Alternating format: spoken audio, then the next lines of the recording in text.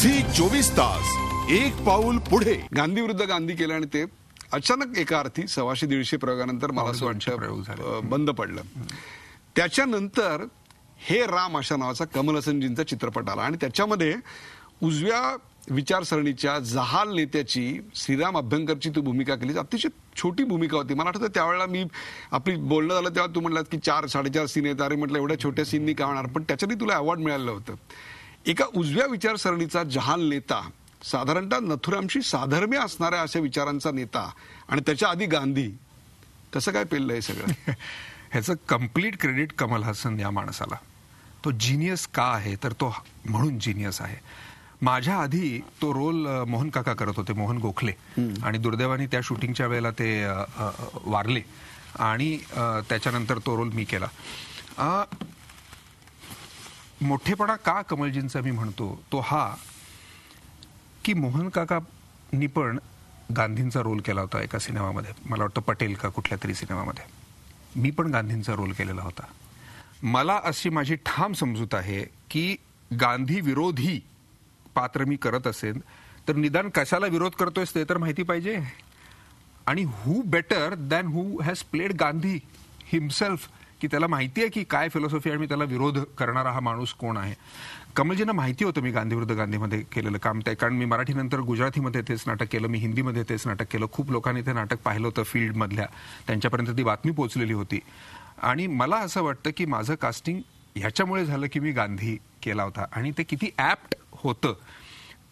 कारण गांधी विरुद्ध गांधी जसे प्रयोग व्हायला लागले आणि जसं माझ्यात एक एकसुरीपणा यायला लागला तेव्हा मी ऑलरेडी गांधी विरोधी लिखाण वाचायला सुरुवात केलेली होती.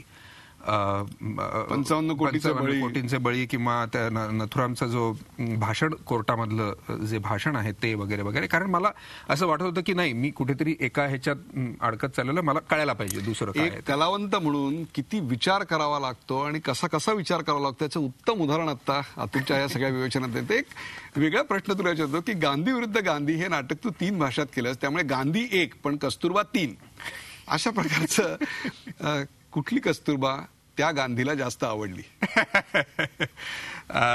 मी मगाशी जे म्हणालो की मला गांधी विरुद्ध गांधीमध्ये त्याचा अनुभव आला. भक्ती बरोबर इनामदार, सीमा विश्वास आसाम आणि मिनल पटेल गुजरात.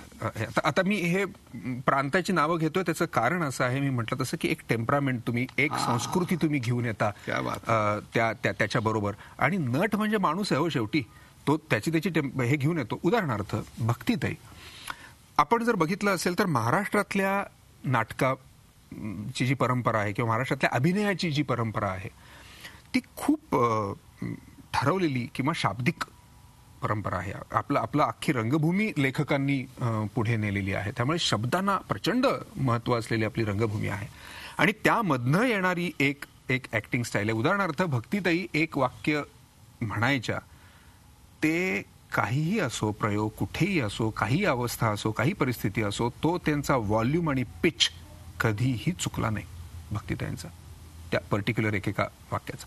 तर हे जे डिझाईन असायचं ना, तो भक्तीताई.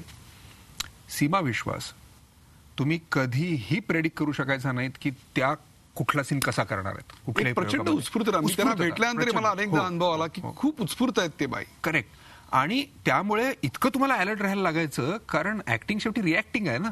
तर समोरचं ह्या आज कसा प्रयोग करणार आहेत एक वेगळ्या, आणि म्हणून काय प्रयोग चांगले होत नव्हते का तर नाही, उत्तम मुवमेंट्स त्याच्यामधनं यायच्या. हा, त्याची कन्सिस्टन्सी असायची का तर नाही, तुम्हाला नाही, पण तो जो मुवमेंट काय काय वेळेला ते देऊन जायचे त्या वेगळ्याच. मिनल पटेल गुजराती रंगभूमीचा एक वेगळंच त्यांचं सगळी हिस्ट्री आणि ते त्या घेऊन मला प्रचंड शिकायला मिळालं ह्या सगळ्या गोष्टींमुळे.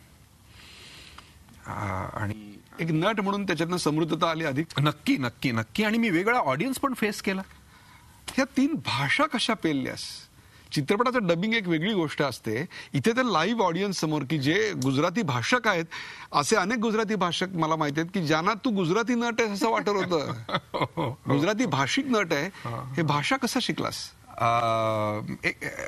महिना 1.5 महिन्या एक मॅडम होत्या, त्या मला गुजराती शिकवायला येत होत्या आणि नंतर तर त्या घरीच राहिलेल्या होत्या, कारण नाटक जवळ येईल तसं.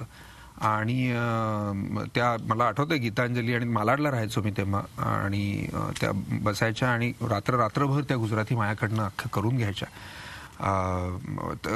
कम्प्लीट क्रेडिट त्यांना आहे. आणि दुसरं क्रेडिट आपल्या लोकल्सना आहे, मुंबईच्या ज्या लोकल सर्व्हिस आहे त्याला.